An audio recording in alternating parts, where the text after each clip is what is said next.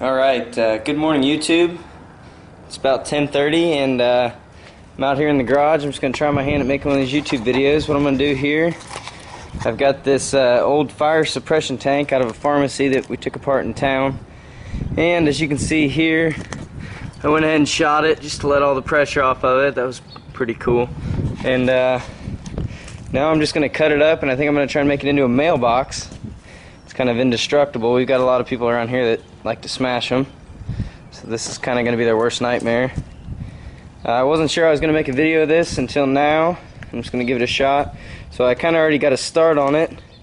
I used the cut-off saw, and I've cut this into pieces with the top off already.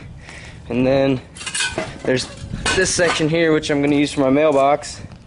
And I started to clean that up with a grinder, flap disc, so see how that goes. I've got my Hobart TR250 there. I think that's what I'm going to use. I've also got a MIG welder, but that's really no fun. So I'm going to probably run some 7018s on that, and we'll see what happens.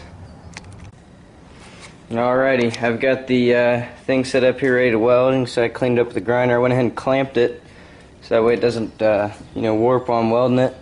I think we're going to go ahead and use the 3/32 7018 electrodes on this. 7018s are just kind of a favorite of mine. All I have is 3/32 with me right now, which should do alright. This material's really not all that thick. It'll just be a matter of getting the machine set up right and getting them running pretty smooth, which I shouldn't have too much problem with. And I'm going to attempt to set this camera somewhere where it doesn't catch on fire, but yet we get some action. So I think I'm going to set it over here, and we'll see what happens.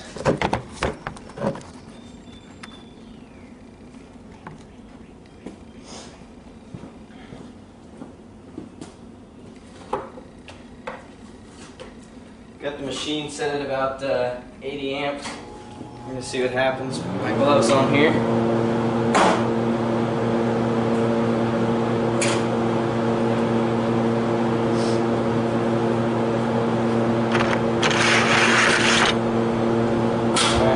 Alright, got a nice breeze blowing through here.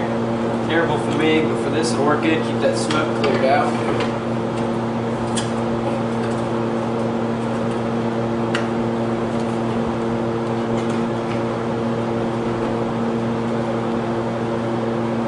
Go.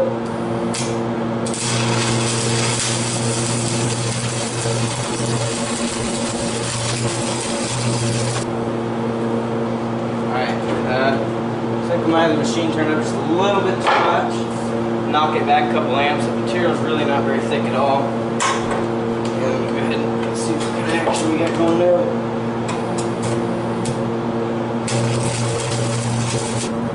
Alright, awesome. We're about halfway down through there. Bust off the slag and see what kind of damage we're doing.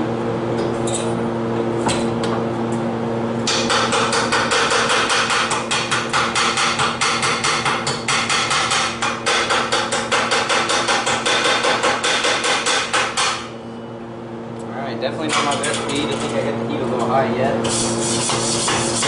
That's kind of more well, just screwing with it, figuring out what you got going on. Cut it back to I don't know, 70 amps. See what that does. Kind of got a little burn through hole right here, which is not always a bad thing, you know, kind of redepositing that metal, but I'd rather do without it. So.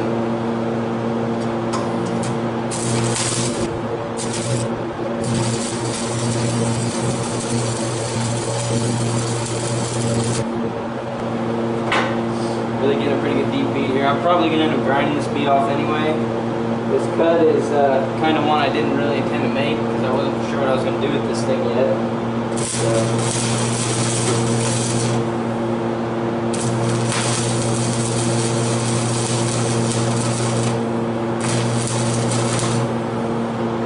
And someone so graciously shot a hole in this for us, which is perfect. I probably should tack one on each side. It's working out on me a little, which isn't helping.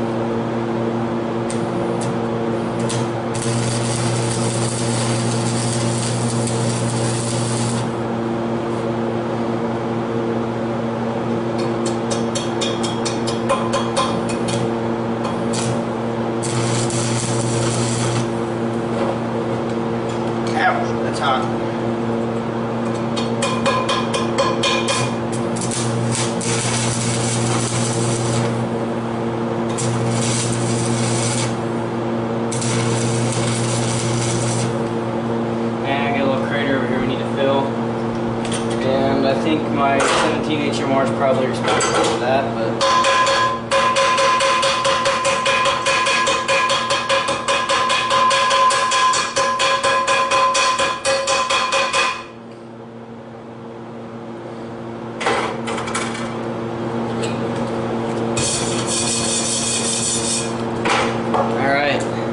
got her welded pretty close. Went ahead and laid that bead on there.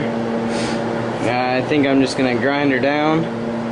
I'm sure most of you YouTube viewers know what grinding's all about, so I'm going to shut the camera off and we'll be back in a few.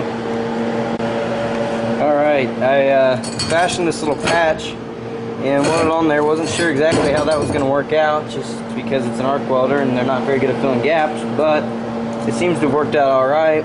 And just because I love to weld, I'm going to go ahead and fill in that inside circle with a little bit of weld. I'll go ahead and leave the camera running for that one.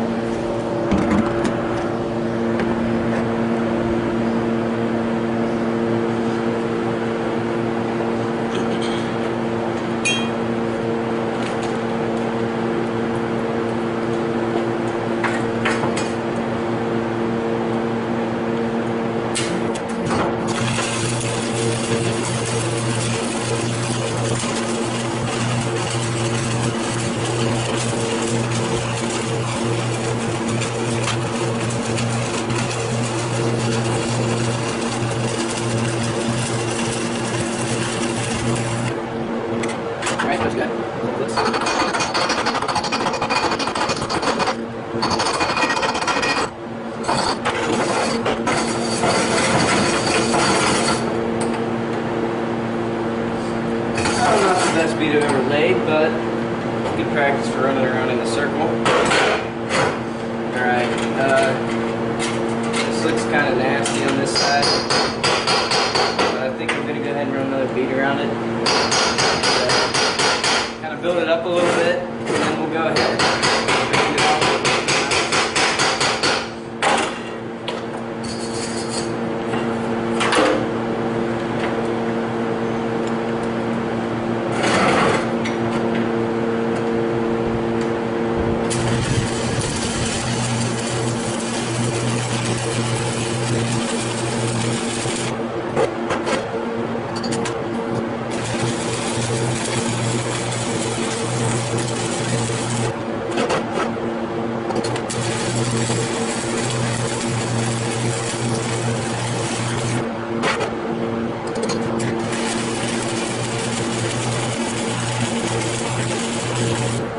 That's bound to look better. So let it cool a second, go ahead and bust the slag off here.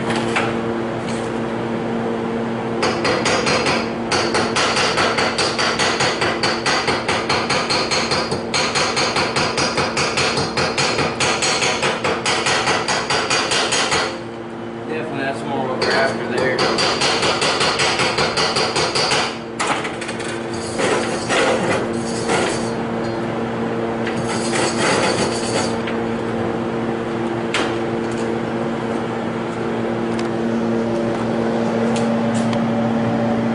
Still a little warm, as you can tell. Went ahead and welded around it. I'm going to go ahead and grind it down. Alrighty guys, I got this top all ground up, ready to weld. I went ahead and put this on there. Got that nice cap, got that all ground off, so get that hole filled in. I'm going to go ahead and run a bead around there. I've got 3 minutes left on my camera though, so I'm just going to shut this off and I'll show you the product when I'm done. Alright YouTube, I decided to be a little stubborn and I need to cut out a door for my mailbox, which I ground all the paint off in the meantime, and I decided to go ahead and cut this circle out with a grinder. Probably not the smartest thing I've ever done, but I'm still alive, and yeah, I'm definitely never going to do that again. It took way too long and used pretty much a whole grinding wheel. But that's a prime example of why you need a torch or a plasma cutter. So I'm going to go ahead and weld that door on there and we'll see what it looks like. Alright YouTube, got the mailbox almost completely finished, minus a paint job, and I need to put some stops on here just to keep this flag from going down and, you know, whenever it's in the resting position. But I've got it all you know, ground down. Got the hinges put on it and welded solid. Got the door on there, nice big mailbox. I put this little handle on here just to give you a little extra grip.